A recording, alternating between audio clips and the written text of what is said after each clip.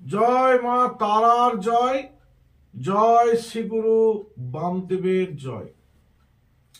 দেখুন, কোনো ব্যক্তিকে যদি বশীকরণ করা হয়, নির্দিষ্ট কোনো ব্যক্তিকে, তাহলে আপনারা এই প্রক্রিয়াকরণটা করে দেখতে পারেন। নির্দিষ্ট কোনো ব্যক্তিকে বশীকরণ করতে পারবেন, কিন্তু আমি অবশ্যই বলে রাখছি এখানে যে এই বশীকরণ কেবলমাত্র ভালো কাজে লাগাবেন। কেউ কোনো খারাপ কাজে এই বশীকরণ প্রক্রিয়াটি করে খারাপ কাজে লাগাবেন না। এতে পাপ হবে, পুণ্য হবে না। তাহলে প্রধান কথায় আসা যাক।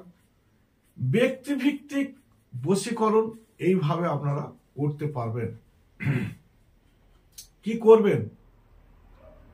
একটি শাওড়া গাছের তলাতে যাবেন, যে 2 ইঞ্চি পরিমাণ শাওড়া গাছের শেকড় তুলবেন, দক্ষিণ দিকে মুখ করে এক নিঃশ্বাসে।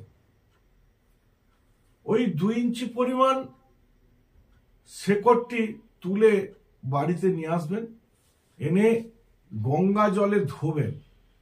ধুয়ে অবশ্যই সেই ব্যক্তিটির পুরো নাম, পদবী এবং গোত্র বলবেন। বলে এই মন্ত্রটি 3 বার বলবেন। একবার মন্ত্রটি বলা হবে, একবার ফুঁ দিবেন।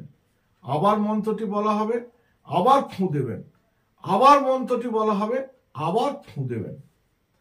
দিয়ে ওই শেকড়টিকে অভিমন্ত্রিত করে একটি কাগজে মুড়ে আপনার পকেটে রেখে দেবেন। দেখবেন কিছুদিনের মধ্যেই সেই ব্যক্তি আপনার বশীভূত হবে। মন্ত্রটি জেনে নিন, মন্ত্রটি বলে দিচ্ছি।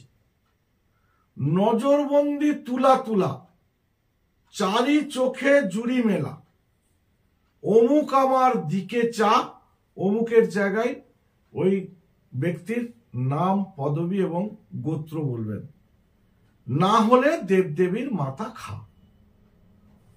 এই মন্ত্রটি বলে অভিমন্ত্রিত করে ওই শেকড়টি কাগজে মুড়ে আপনার পকেটে রেখে দেবেন।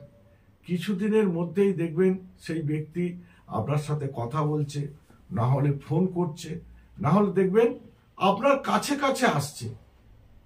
তাহলে নমস্কার, আজ এই পর্যন্তই।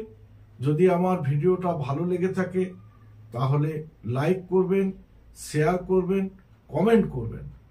আর যারা আমার ভিডিওতে প্রথম এসেছেন তারা আমার চ্যানেলটিকে সাবস্ক্রাইব করবেন।